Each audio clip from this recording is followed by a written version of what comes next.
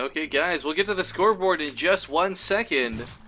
This is game 2 in the best of 5 for the grand finals. €500 on the line for first place, 200 for second place. Neither of these guys going home sad. Penguin, take her away. Well, you're going to be the only one in the game because they actually forgot to invite me, so I'll watch the stream. Thank you for turning off the delay.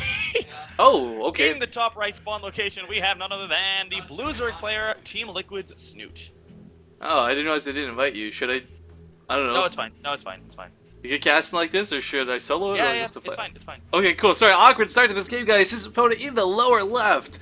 He's red, he's terror. You know him better, though. It's Polt. And game 1 was far from convincing for him. It was a sick back and forth game for both of them.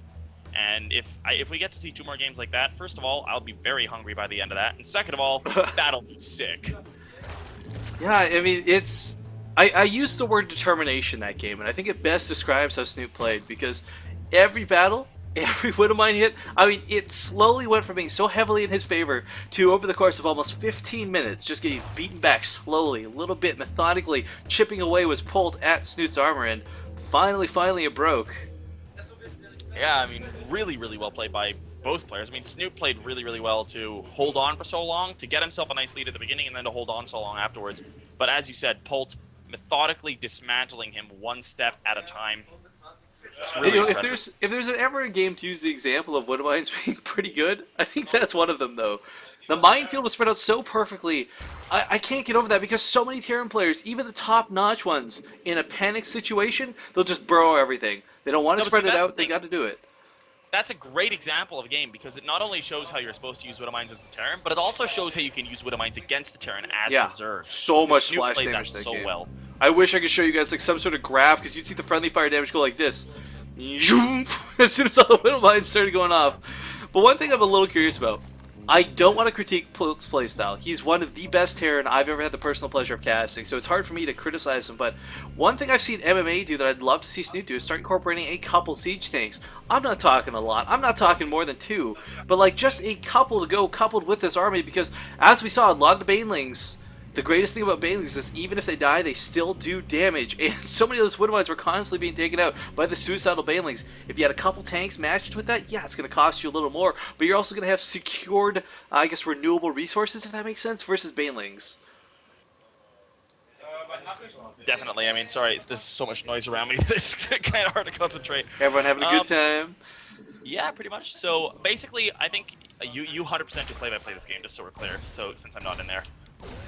Wait, what? So you're 100% on play-by-play for this game, just to clarify. So if anything starts happening while I'm talking, just interrupt me, because I am on like 10-second delay that the stream has.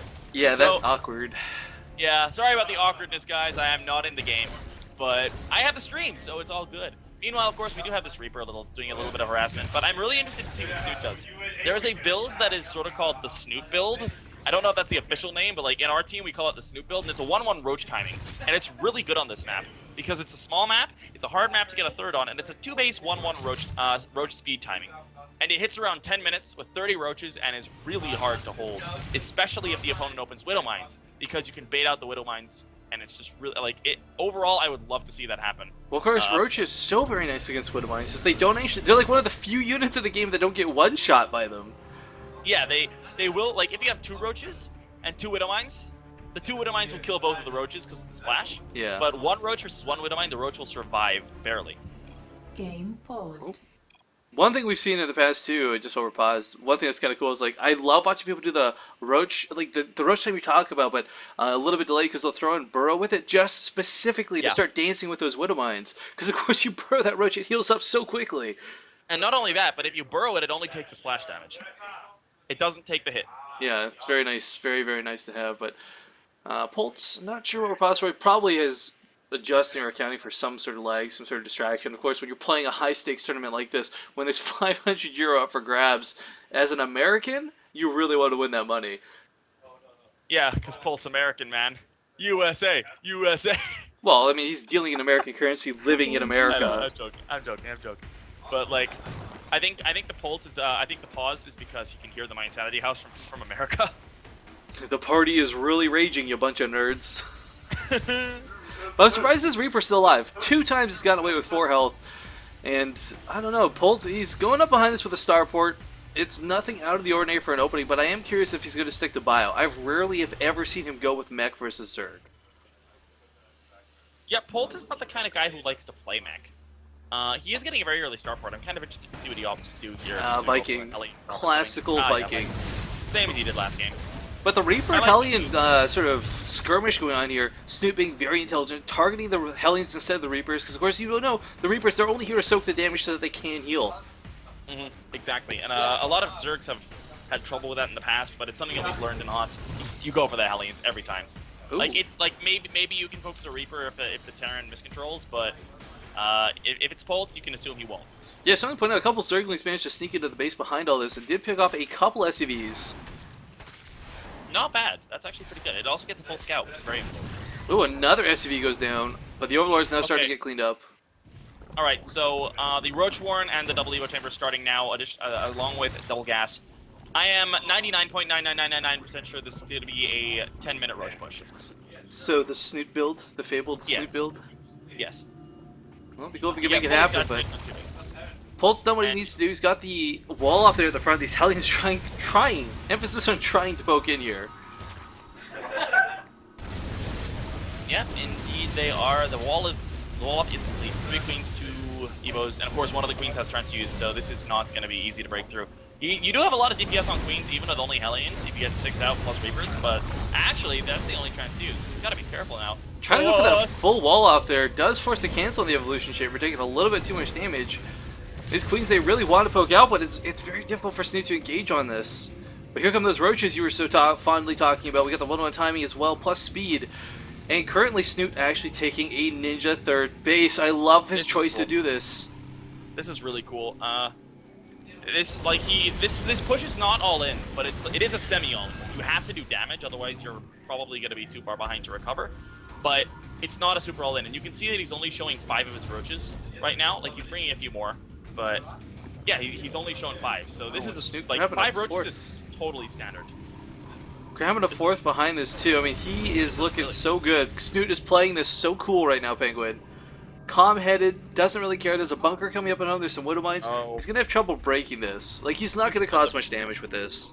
He's hard supply blocked as well, which is I think why he's going for the 4th, because like, he can't make enough roaches to go because he's been really hard supply blocked for almost a minute now. A small drop of widow mines pick off a ton of workers here in the main. Sorry that we just barely missed that, guys. 13 drones killed immediately, and Overseer trying to morph in to try and deal with this, but the damage has already been done. Dear God. A lot of workers. The roaches are chasing down the Hellions, though. Oh, but the Hellions running away. If he never ran away, he would have never run into this accidental secret base of Snutes. So well, that's counterproductive. Snute is getting sad. But you know what? With the 4th base placed where he did, he can start connecting that base up with creep pretty quick. He's still got those queens alive from earlier. He's spreading creep. If he gets the creep spread enough, he's not gonna have to worry too much about that lower right base. But it's also not rallied. He's got some idle drones popping out of it. But uh-oh, Hellions trying to sneak their way in here. Do break past the queens. Already finding some more drones. Polt doing a ton of worker damage. How many worker kills are we at this point? 23 at this point. Oh, it you know, might this is even be a actually couple really more. sick. And that base at the third location is not under construction, right? It is in orbital already. Yes, sir. So he's mining off of Polt's it. in a great position. Polt's in a fantastic position. Now he's going for an armory. It's on the way. He's got all these extra barracks in production. As soon as he gets those upgrades, I mean, right now, we've got melee upgrades and 1 armor for the roaches. Oh, actually, it is 1-1 for the roaches. Sorry, that's right. We did get that earlier. But he's going for the melee upgrades behind this. So I think it's going to stay at 1-1. And the more upgrades Polt has, the better he'll be. But uh-oh, these roaches trying to poke in here. Polt going to try and bait him over the minefield, but Snute will not fall for it. No tricks. And Snute, oh my goodness, backing up. Sorry, you know what, Penguin, maybe just mute your mic, man. Alright. I'm trying to make all this like nonsense talk to talk over the people in your background, but Roach is trying to push in here, and yeah, I mean, they're going to cause a bit of damage, but they will get cleaned up. There's a lot of Marauders here. And the Marine's just going to slowly stem forward to pick this off. And again, this base is in no real danger. He's got roaches popping out of it, but again, it's not rallied off anything. I wonder if he even has it selected, because it's a couple drones still just sitting here very idle. They hatched and didn't do anything. the actual fourth base, but what looks like the third base of Snute also up and running. I mean, we can see here his economy is just where he wants it to be. He can afford to throw away these roaches the way he's doing so.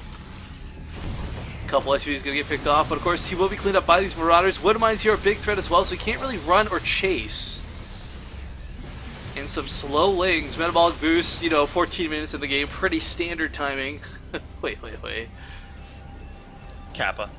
Alright, I think the noise should be okay now. Anyway. Cool. This is, like, this link speed timing, as you said, really a little bit funny. It should be done by the time he's 34. Yeah, he's engaging with it right now. One of mine's trying to burrow, but without those tunneling claws, take a very long time to get under the ground. Yeah, he actually did a little bit of damage to the army there with the Widow Mine, so not bad hits, but the roaches did take quite a big amount of damage there, so Polt holding on to that third pretty nicely, and Polt's in a really good spot this game. He's in an amazing spot. Oh, so you're trying to get through this wall, but the Widow Mine's going to rearm soon. He's got to be careful how long he stays here. So many Zerglings on the verge of death, and I'm not sure they even knew it. Yeah, the Ultralisk Cavern already on the way. We've got some Infestors out in the field, but again, Snute, I feel he's got some misrallying going on this game. A lot of his units idle around his hatcheries. Could really cost him later on. I'm not sure if he realizes how heavily he's droning up. He's up to 87 drones. He's got to be really careful with that. Like, it's going to be really nice for building up a bank, but if he doesn't sack some or make them into static defense later in the game, that's really going to bite him.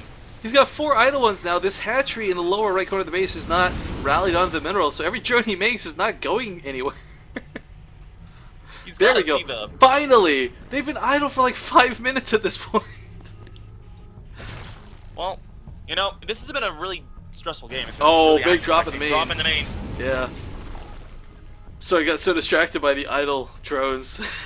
It's like very rarely do you see players make tiny mistakes like that.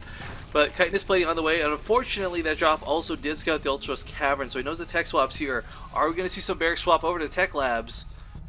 He's actually got a couple. We do have tanks coming out. Oh, Polt, you heard me cry. Wow, that's kind of interesting. This is a kind of interesting part of the game to start getting tanks in. Well, tanks are really nice because, I mean, of course, it's still hard to deal with Ultros, even with siege mode tanks, but they're very nice at dealing with most of what's on the field. And splash damage hurting those medevacs, but these fungals, there's not a lot left, and he's got a lot more marines to chew through. No banelings down here, just zerglings. Well, wow, he is. I mean, I'm probably in the past at this point, but this is. Oh, main being ransacked, sorry, natural base being ransacked too. Polt heading from many different angles. And, you know, I think it was like one of the ZOTAC cops on the weekend, we dubbed his mantra as just being always attacking, and that's pretty accurate here. Polt, you know, he's actually 50 supply ahead. This is ridiculous. I didn't realize how.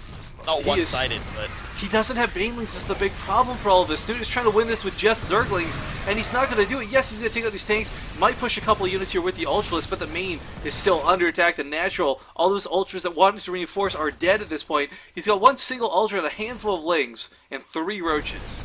Ultras Cavern is being focused down, and that's going to really hurt for Snute. 6 more Ultras were already in production, but still, that's going to be the last of them for quite some time. This lower right base is being attacked, but not to go unopposed. Polt trying to do some damage here to... Snute doing damage to Polt's third. But the damage is just not worth it. GG. So,